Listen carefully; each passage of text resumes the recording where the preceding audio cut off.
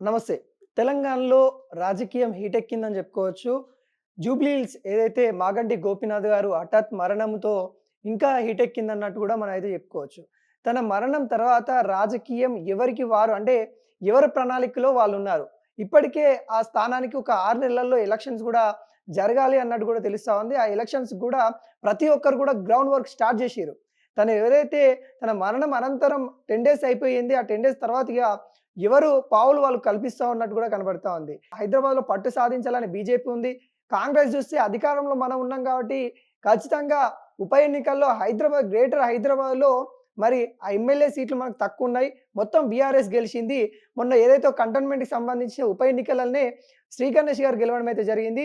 అదేవిధంగా ఇగ జూబ్లీకి సంబంధించిన ఉప ఎన్నిక కూడా వస్తా ఉంది. మనం కూడా సాధించాలి అన్నట్టు కూడా కాంగ్రెస్ కనబడతా ఉంది.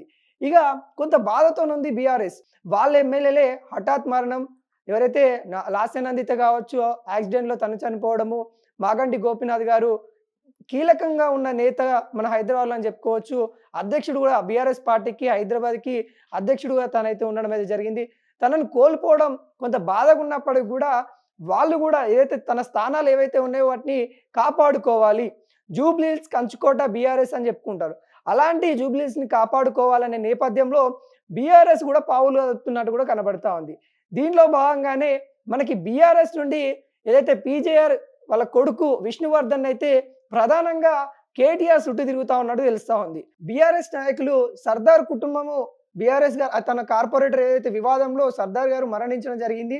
వాళ్ళ కుటుంబం దగ్గరికి కేటీఆర్ వెళ్ళినప్పుడు పీజేఆర్ కొడుకు ఎవరైతే విష్ణువర్ధన్ ఉన్నారో తను కేటీఆర్ చుట్టూ తిరుగుతా ఉన్నట్టు కనబడతా ఉంది. అక్కడ స్వయంగా ఏదైతే సర్దార్ కుటుంబంలో కేటీఆర్ వస్తున్నాడనే అప్పటి నుండి తను అక్కడనే ఉండి అక్కడ సంబంధించిన ఏర్పాట్లు కూడా దగ్గరుండి చూసుకున్నారు. ఈ తరుణం మనం చూస్తా ఉంటే పీజేఆర్ జూబ్లీ సీట్ టికెట్ ఆశిస్తా ఉన్నట్టు కూడా మనకైతే కనబడతా ఉంది. అంటే బీఆర్ఎస్ నుండి మరి పీజేఆర్ కొడుకు విష్ణువర్ధన్‌కి టికెట్ ఇస్తారా లేదా తర్వాత విషయం గాని తనైతే కొంత ఆశపడతా ఉన్నారన్నట్టు కూడా తెలుస్తా ఉంది. కానీ బీఆర్ఎస్ అధిష్టానం ఏం ఆలోచిస్తా ఉందనంటే మాగంటి గోపీనాథ్ వాళ్ళ కుటుంబ సభ్యులకి ఎవరికన్నా ఒకరికి ఇవ్వాలి. వాళ్ళ కుటుంబంకి ఈ టికెట్ ఇచ్చి గౌరవించాలన్నట్టు కూడా బీఆర్ఎస్ అన్నట్టు కూడా తెలుస్తా ఉంది. కానీ అక్కడున్న ఇప్పుడు స్థానికంగా ఉన్న సిట్యుయేషన్ ప్రకారము వాళ్ళు కొంత విషాదంలో ఉన్నారు. వాళ్ళ కుటుంబంకి ఇస్తే మరి గ్రౌండ్ లెవెల్‌లో వర్క్ చేస్తారా లేదా? ఇగ మేమైతే చేస్తాం అన్నట్టు కూడా ఇప్పటికే చెప్పకనే చెప్పుకుంటూ గ్రౌండ్ లెవెల్‌లో వర్క్ అయితే విష్ణువర్ధన్ అయితే స్టార్ట్ చేసినట్టు కూడా కనబడతా ఉంది. ఇప్పటికే జూబ్లీకి సంబంధించిన ఎవరైతే లీడర్స్ ఉంటారో బీఆర్ఎస్ లీడర్స్‌ని కూడా కలుస్తా ఉన్నాడు. తన యొక్క ఏదైతే సానుకూలంగా ఉండే వాళ్ళని కూడా కలుస్తా ఉన్నారు. పీజేఆర్ సానుభూతి కూడా చాలా వరకైతే జూబ్లీ హిల్స్‌లో వర్కౌట్ అయితదన్న భావన కల్పిస్తా ఉంది. ఎందుకంటే పీజేఆర్ తను చేసిన సేవలు చాలా మన హైదరాబాద్‌లో చూసుకున్నట్లయితే చాలా ఉన్నాయి. ముఖ్యంగా ఖైరతాబాద్, జూబ్లీ హిల్స్ ఈ సిటీ ఏర్పాటులో తనంత భావం అయితే చాలా ఉంటుందన్నమాట పీజేఆర్‌ది. అలాంటి నేపథ్యంలో మరి పీజేఆర్ కొడుక్కి సూర్యవర్ధన్‌కి ఇస్తారా అన్నది కూడా మనం అయితే చూడబోవాలి. ఇక కాంగ్రెస్ నుండి అయితే ఇటు చోటా లీడర్, బడా లీడర్ మొత్తం కూడా ఆశ చూపిస్తా ఉన్నారు. ఒకవైపు బీసీ సామాజిక వర్గం అంటుర్రు. మరొక వైపు మైనారిటీ అంటా ఉన్నారు. ఇంకొక వైపు రెడ్డి అంటా ఉన్నారు. ఇక్కడ మూడే కనబడతా ఉన్నాయి. ఒకవైపు బీసీ నుండి మనం చూసుకున్నట్లయితే నవీన్ కుమార్ యాదవ్ తను 2014 ఎలక్షన్స్‌లో నిలబడ్డాడు. తను ఓడిపోవడం జరిగింది. తర్వాత తను ఎప్పటికి కూడా కాంగ్రెస్ పార్టీలోనే ఉంటూ తనదైన శైలి కనిపిస్తా ఉన్నారు. అదేవిధంగా రోహిత్ రెడ్డి కూడా కనిపిస్తా ఉన్నారు. రోహిత్ రెడ్డి ఏదైతే కాంగ్రెస్ యూత్ ప్రెసిడెంట్‌గా తనైతే ఉండడం అయితే జరిగింది. కాంగ్రెస్ పార్టీలో యూత్ లీడర్‌గా అయితే మనకైతే కనబడతా ఉంది.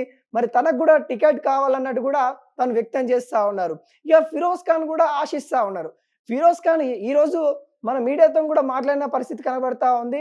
ఏదైతే తను నాంపల్లిలో పోటీ చేసి ఓడిపోవడం అయితే జరిగింది. నాంపల్లి ఓడిపోయిన తర్వాత తను కాంగ్రెస్ పార్టీలోనే తనకి ఒక మంచి పదవి ఇస్తారని అనుకున్నారు. కనుకుంటే ఇప్పటివరకు కూడా పదవి ఇవ్వలేదు. తను ఎమ్మెల్సీ చేసి మినిస్టర్ చేయాలి.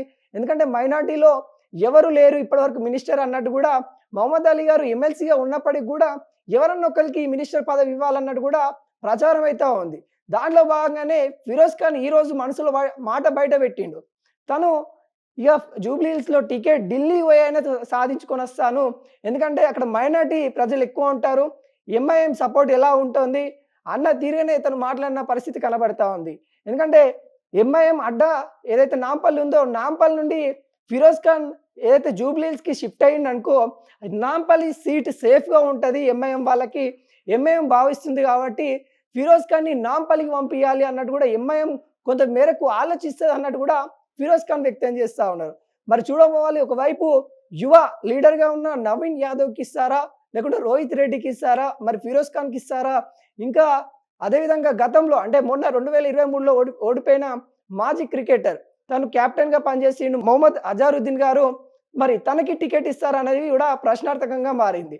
మైనార్టీలో చూసుకున్నట్లయితే ఇటు ఫిరోజ్ ఖాన్ ఉన్నారు, మరి అదేవిధంగా మొహమ్మద్ అజారుద్దీన్ గారు అయితే ఉండడం అయితే జరిగింది. వీళ్ళిద్దరికి మరి ఇవ్వబోతా ఉన్నారంటే వీళ్ళిద్దరిలో ఎవరికైనా ఒకరికి ఇస్తారా, లేకుంటే బీసీలకి పెద్దపీట వేస్తామని కాంగ్రెస్ ఎప్పటి నుండే చెప్తా ఉంది. మరి నవీన్ యాదవ్ గారికి ఇస్తారనేది మనం అయితే చూడబోవాలి. మాక్సిమం మైనార్టీకి ఇచ్చే పరిస్థితి అయితే కనబడతా ఉంది. ఎందుకంటే జూబ్లీ హిల్స్లో అత్యధికంగా మైనార్టీ ఓట్లు అయితే ఉంటాయి. ఈ మైనార్టీ ఓట్లు ఎటు చూసినా కానీ ఒక మైనార్టీకే గెలిపించుకోవాలని వాళ్ళు ఉంటారు కాబట్టి ఖచ్చితంగా ఒక మైనార్టీ లీడర్కి అయితే ఇచ్చే పరిస్థితి అయితే కనబడతా ఉంది. ఇగో మరొక వైపు బీజేపీ ఇప్పుడే ఆంధ్రప్రదేశ్లో మనం చూస్తూ ఉన్నాము, కూటమి ఏర్పడింది. ఆ కూటమి ఏదైతే టీడీపీ, జనసేన, బీజేపీ 3 పార్టీలు కలిపి కూటమి అయితే ఉండడం అయితే జరిగింది. అదే తరహాలో తెలంగాణలో కూడా ఒక క్యాండిడేట్ని పెట్టాలని చూస్తూ ఉన్నారు.